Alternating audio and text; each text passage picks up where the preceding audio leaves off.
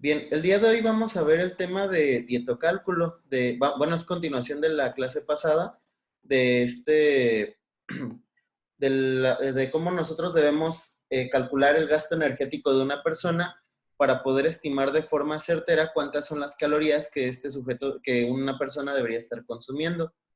De antemano, recordar que el dietocálculo se compone de varios factores. Está el gasto energético basal, que eran las calorías que tu cuerpo necesitaba para cubrir con las funciones vitales básicas. Por ejemplo, las funciones del corazón, las funciones de los riñones, hígado y demás. O sea, son las calorías que tu cuerpo ocuparía si tu cuerpo no funcionara para otro tipo de cosas como la actividad física y demás, sino solamente para estar vivo. El gasto energético basal decíamos que se calcula por varios métodos. Tenemos la calorimetría directa, que decíamos que es muy difícil porque es una mezcla de mediciones.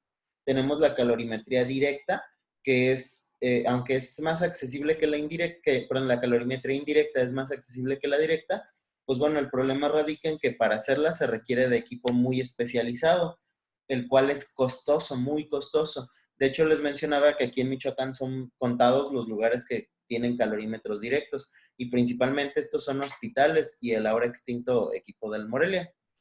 Entonces es difícil poder estimar el gasto energético por estos dos métodos que en teoría son los dos más exactos para poder evaluar. Tenemos también las fórmulas predictivas como las que habíamos estado revisando, Harris-Bennett, Mifflin, Owen, Valencia, las de la OMS, etcétera, etcétera. Ahora, estas fórmulas son predictivas, son inexactas. Es cierto que las fórmulas son muy inexactas. Sin embargo, son lo más accesible que tenemos. Las fórmulas no te generan costo, ¿verdad? Nada más necesitas sacarlas con la calculadora y listo. De hecho, pues puedes programar hasta aplicaciones en el celular, puedes hacer un Excel con las fórmulas. Son muy sencillas en realidad de manejar. El problema es que, como decíamos, son muy inexactas y dependen de algo particular y es tu propia interpretación del uso de las fórmulas. Como por ejemplo me mencionaban hace rato, qué fórmula utilizar en caso de las diversas condiciones de un paciente. Por ejemplo, si tenemos una persona que es muy sedentaria o muy físicamente activo, pues bueno, hay fórmulas que son más específicas para gente muy activa como Harris Benedict o fórmulas que son más específicas para personas más sedentarias como Mifflin. Sin embargo, la utilización de ellas pues depende al final de la interpretación que tú le das al propio uso de las fórmulas y es ahí donde encontramos un problema muy importante para poder utilizarlas. Lo ideal sería que nosotros tuviéramos como un algoritmo, ¿no? De si el paciente es así, así, así, así, la regla es utilizar esta fórmula. Mientras que si el paciente presenta esto y esto y esto, la regla sería utilizar esta fórmula. Es inexacto a fin de cuentas. Bien, para poder utilizar las fórmulas, nosotros debemos poder manejar algo que se llama la regla de tres. La regla de tres es algo que les enseñaron desde la primaria, pero sí necesito estar seguro de que sepan utilizarla. ¿Saben utilizar reglas de tres? No.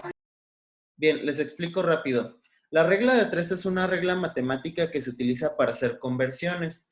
Por ejemplo, les pongo aquí el caso de, si un dólar vale 23 pesos, un dólar vale 23 pesos mexicanos y un tío te manda 120 dólares de Estados Unidos, tú lo que quieres saber es, pues, cuántos dólares tiene, cuántos pesos mexicanos tienes, ¿verdad? ¿A cuánto equivalen esos 120 dólares?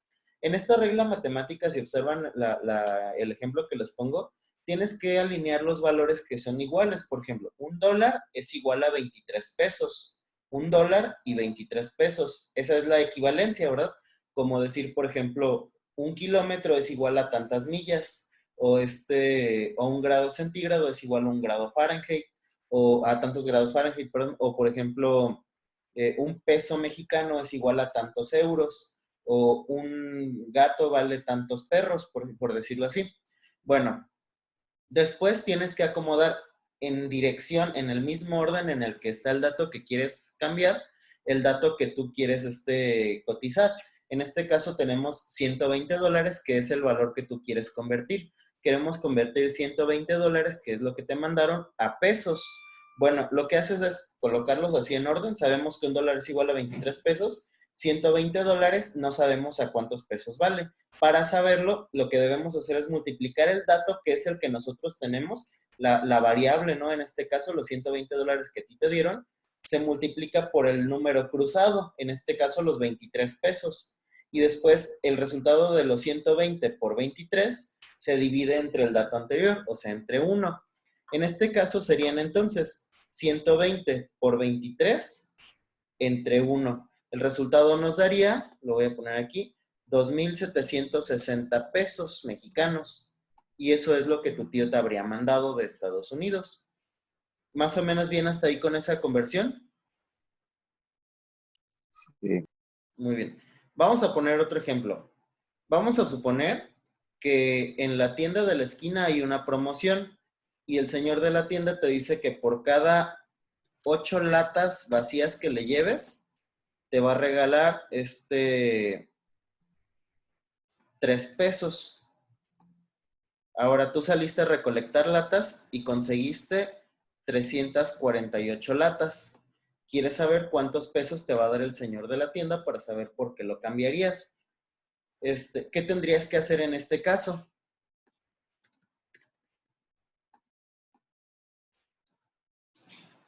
Lo correcto sería multiplicar 348 latas, que es lo que tú conseguiste, es el valor que tú obtuviste, por 3, que es el número cruzado, que es la equivalencia de la que tú quieres saber, y dividirlo entre 8. Te darían entonces 130 pesos con 50 centavos.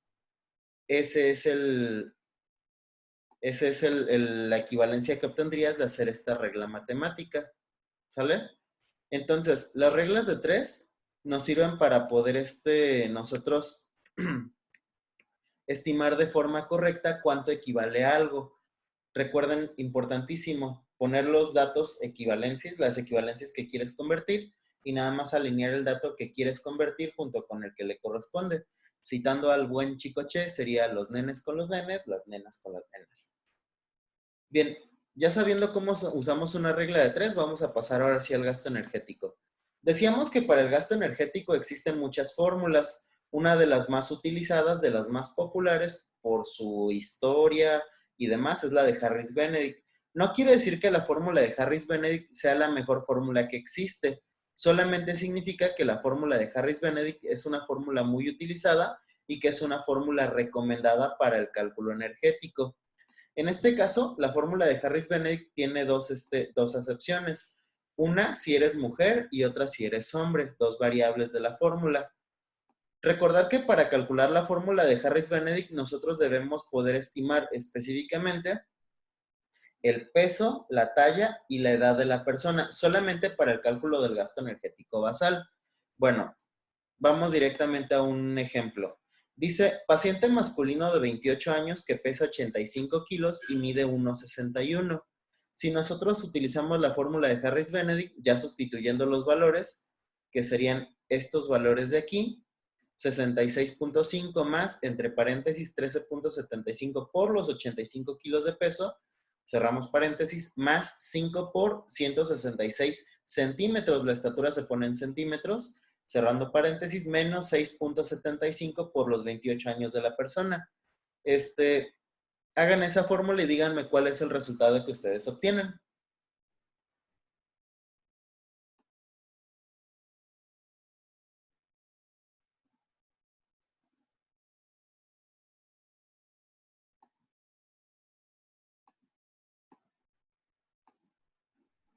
¿Alguien la está haciendo?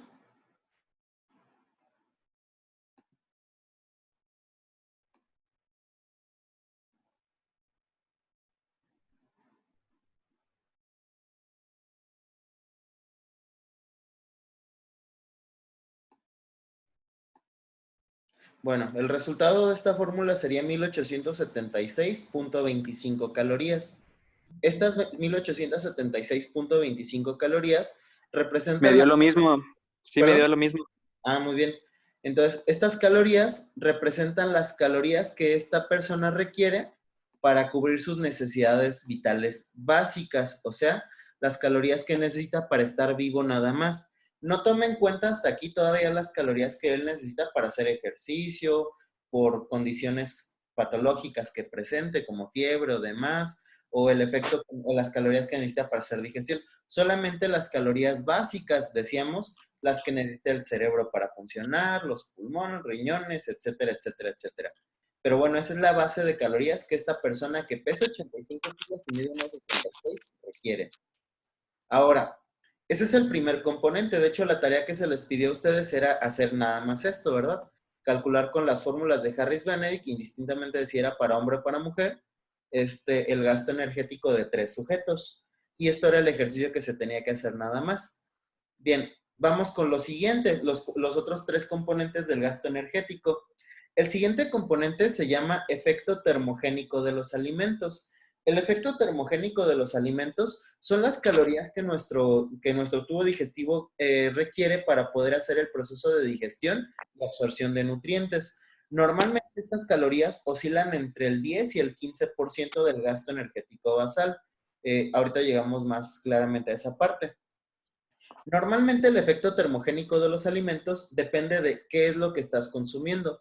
Por ejemplo, los carbohidratos tienen un gasto energético bajo, entre el 5 y el 10%, mientras que los lípidos más o menos del 0 al 5% y las proteínas del 20 al 30%. O sea que cuando tú tienes una dieta normal, una dieta controlada entre la cantidad de calorías, de proteínas, carbohidratos y lípidos, el gasto energético oscila entre un 10 y un 15%. Ese es el promedio del gasto del efecto termogénico por alimentos, 10 a 15%.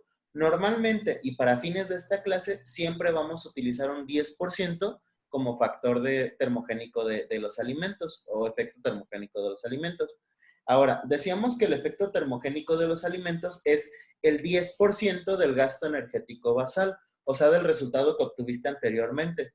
Recuerden, este es el gasto energético basal, lo que nosotros obtenemos de la fórmula de Harris-Benedict. Aquí en el ejemplo de un costado dice, ETA, o efecto termogénico de alimentos, es igual al 10% de gasto energético basal.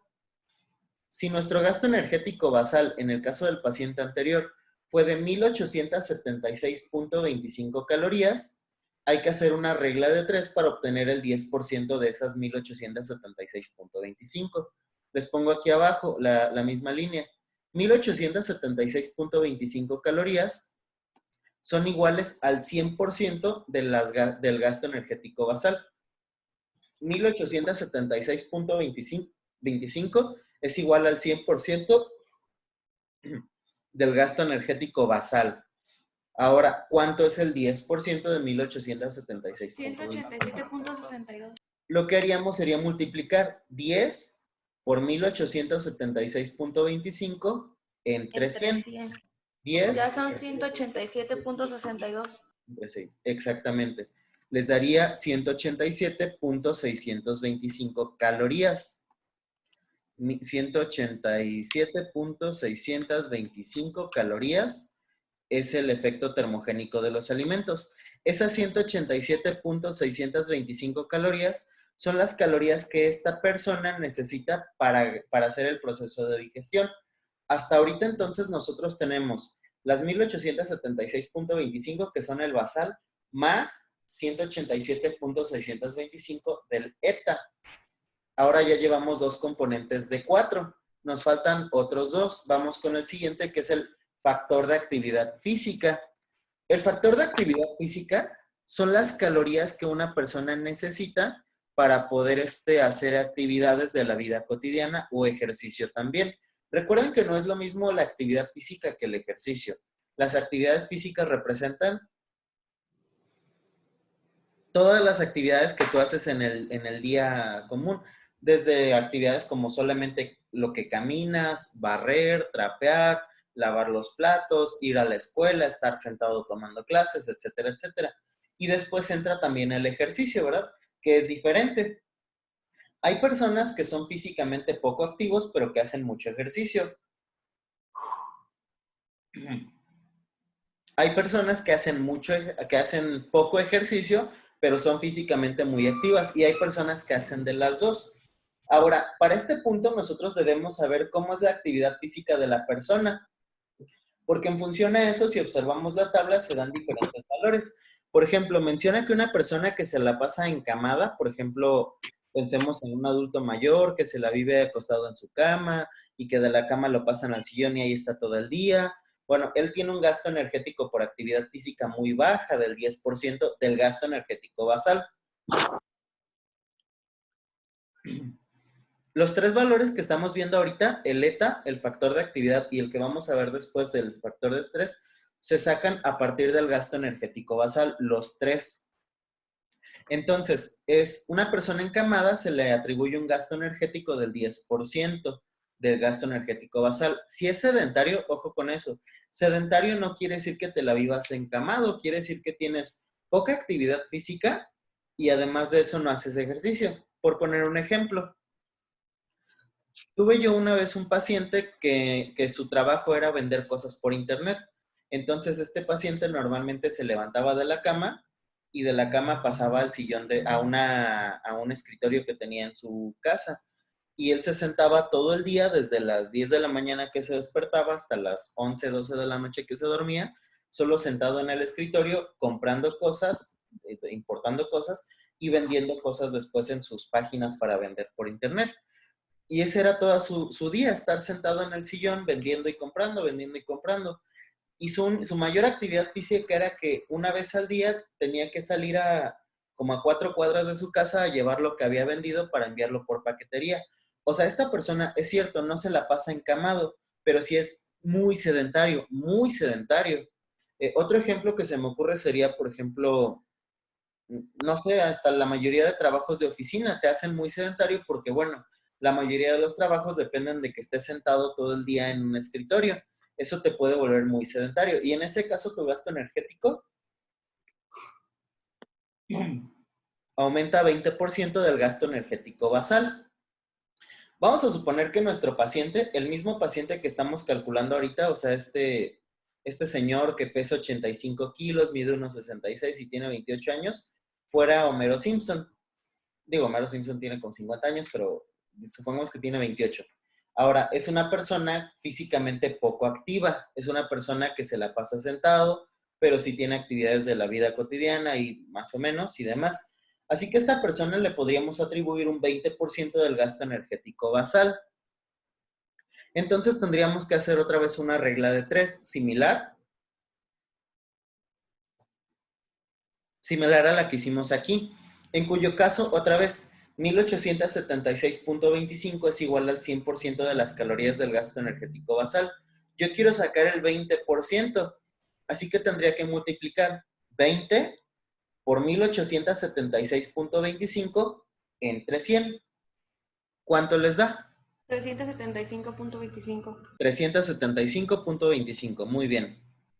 Pues son 375.25 calorías y esas calorías son el factor de actividad de esta persona. Ahora ya llevamos 3 componentes, basal, ETA y factor de actividad. Hasta ¿Cuál ahí. fue Sí, dime. profe, cuál fue la operación que dijo? Es otra vez una regla de 3. Queremos sacar el 20% de 1876.25. Entonces nada más conviertes eso. 20 por 1876.25 entre 100. Regla de 3 otra vez. Esto de Ah, ok. calcular el gasto energético basal y las calorías y todo eso son puras reglas de 3. Muy bien. Ahora, suponiendo que esta persona hiciera más ejercicio, se le podría aumentar este factor de actividad, pero lo que nosotros tendríamos que saber es cuánto ejercicio hace. Normalmente se recomienda que sepas qué hace, por cuánto tiempo y cuántas veces por semana las hace. Por poner un ejemplo, si tu sujeto del que estás evaluando hace, no sé, digamos, CrossFit, te dice que va al CrossFit 1 hora por día, 4 veces por semana. Podríamos clasificarlo entre el 30 y el 40%. Dice que físicamente activo tendría que hacer más de 6 veces por semana, más de 30 minutos por día. Así que hace 4, pero más de 30 minutos. Podrías meterlo ahí en 30%. Ahora, suponiendo que hiciera más de una hora al día, vamos a pensar en que te dice que entrena taekwondo 2 horas por día. 5 veces por semana. Son 5 veces por semana, 2 horas por día, podría entrar en muy activo.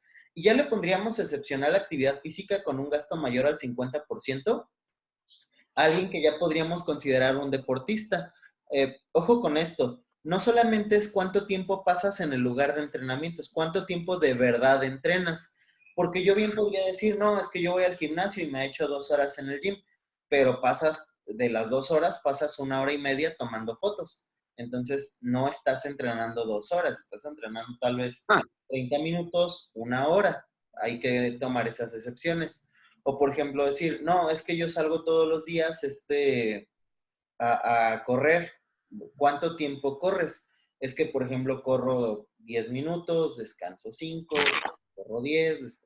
Hay que ver cuánto realmente estás haciendo de ejercicio, porque en función a eso se va a modificar la cantidad de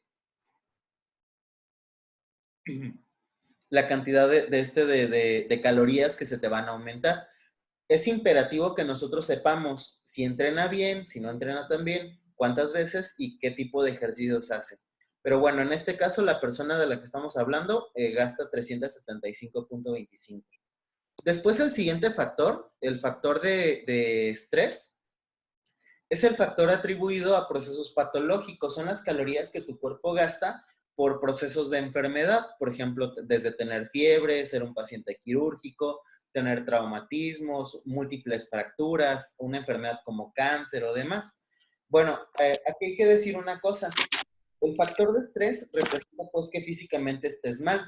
Y tendríamos que decir que casi casi es una ley que entre más factor de estrés tienes, es imposible que tengas un factor de actividad muy alto. Por poner un ejemplo, si no sé, una persona con traumatismos múltiples, obviamente no está haciendo ejercicio, así que no se le puede atribuir ese gasto por actividad física, pero sí el gasto por el traumatismo que está padeciendo.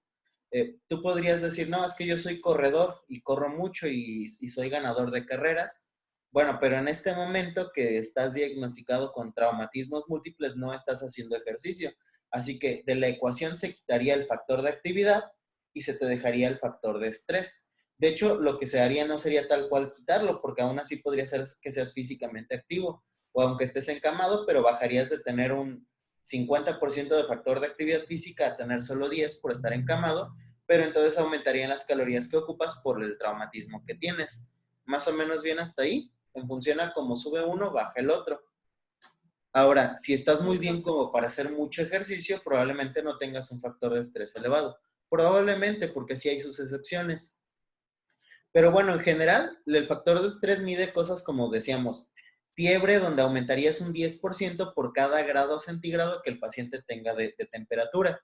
Se supone que la temperatura promedio correcta oscila entre los 36 y 37 grados. Así que por cada grado centígrado que tengas elevado de fiebre, se te da un 10% más de calorías.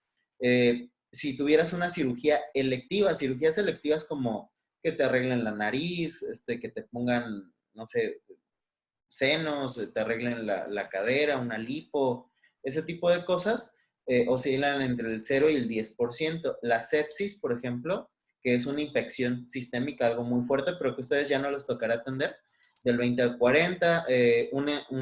Vamos con los traumatismos, por ejemplo. Un traumatismo múltiple aumenta un 40% la necesidad de calorías. Recuerden que todo esto, estos porcentajes son del gasto energético basal.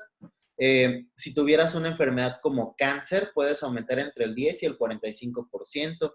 O si tuvieras quemaduras, dependiendo de cuánto de tu cuerpo esté quemado, podrías gastar entre el 50 y hasta 100% del gasto energético extra, o sea, el doble de calorías. Ahí hay que tener en cuenta otra vez esas cosas. La pregunta es, ¿qué es qué es lo que estás pasando, verdad? ¿Qué es lo que estás viviendo? En el caso del paciente que estamos trabajando, les pongo como ejemplo que el paciente tiene un gasto energético inducido, perdón, que el paciente tiene fiebre de 38 grados centígrados. Eso involucra que debemos darle 10% más de calorías.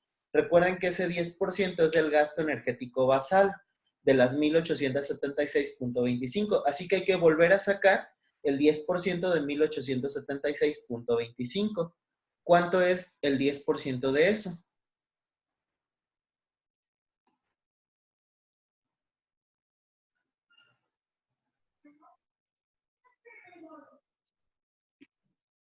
Lo mismo que la segunda, ¿no? ¿Sí? 187.625. Y ese es el gasto energético por factor de estrés para esta persona, por la fiebre que está padeciendo, que es de 1 grado extra nada más. Si yo les dijera, esta persona tiene un factor de estrés, perdón, tiene fiebre de 39 grados, tendríamos que aumentarle al 20% y no al 10%, en cuyo caso serían 375.25 calorías. Pero evidentemente, si ya tienes fiebre de 39 grados, casi es un hecho que no vas a estar haciendo ejercicio. Por lo cual, entonces, el factor de actividad ahora sería el que bajaría. ¿Más o menos bien hasta ahí con esa idea? Sí. Muy bien.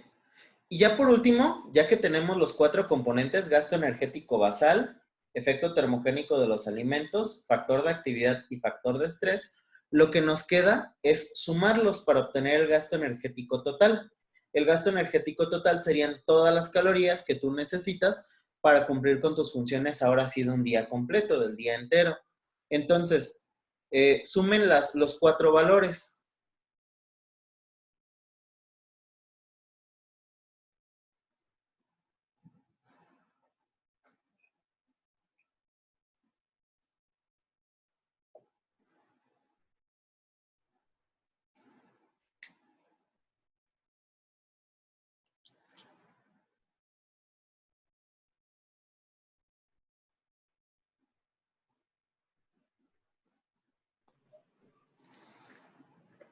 $2,626.75.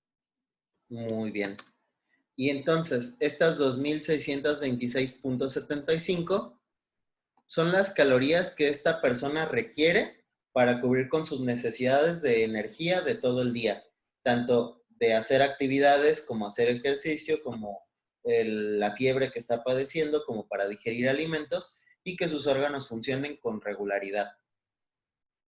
¿Hasta ahí alguna pregunta? No, profe. Recapitulando antes de que se acabe el tiempo, voy a ir al principio otra vez. Decíamos, lo primero es que necesitas conocer datos del paciente, su sexo, edad, el peso y su estatura. Calculamos el gasto energético basal a partir de la fórmula que tú prefieras. Les decía que para este cuatrimestre, porque así lo demanda el programa, vamos a utilizar la fórmula de Harris-Benedict. Sin embargo, puedes utilizar muchas otras fórmulas más a tu criterio personal. Es totalmente a criterio tuyo cuál fórmula utilizar. Pero calculas el gasto energético con alguna de estas fórmulas que normalmente te piden estos 3 datos. Segundo, calculas el efecto termogénico de los alimentos. Les decía que para esta clase siempre vamos a usar el 10%, así que sacas el 10% del gasto energético basal. El tercer paso sería calcular el factor de actividad. Habría que conocer cuánta actividad física hace la persona o si hace ejercicio. Tendríamos nosotros que estar seguros de cuánto ejercicio hace y cuántas veces por semana lo hace para poder estimar en qué rubro se encuentra la persona y entonces decidir cuánto factor de actividad le ponemos.